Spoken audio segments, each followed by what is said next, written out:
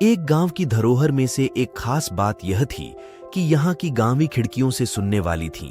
उस खिड़की के पीछे बसा एक घर जिसमें एक सास और एक बहू रहती थी।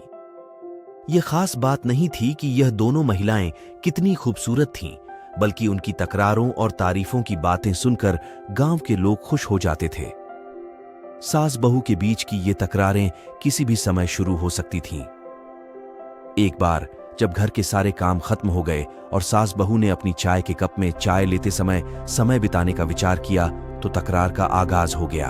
सास, देखो बहू, यह तो आजकल की लड़कियां नहाने के बाद हैं तो तुरंत ही सज जाती हैं। तुम उनमें से एक हो।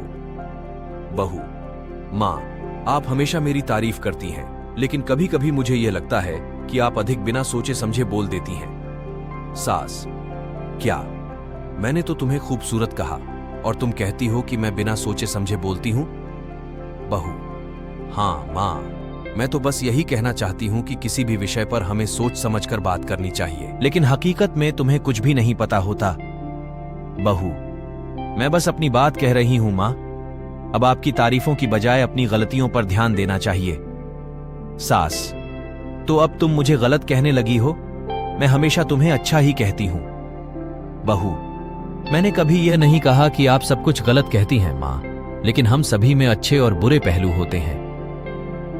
यहां तक कि इन दोनों महिलाओं की तकरार अक्सर गांव के लोगों के मनोरंजन का भी हिस्सा बन जाती थी। चाय के कप के पास साथ बैठे हर एक व्यक्ति के चेहरे पर मुस्कान थी, क्योंकि उन्हें पता था कि इस तकरार के बाद भी ये दोनों महिलाएं एक दूसरे से प्यार करती हैं।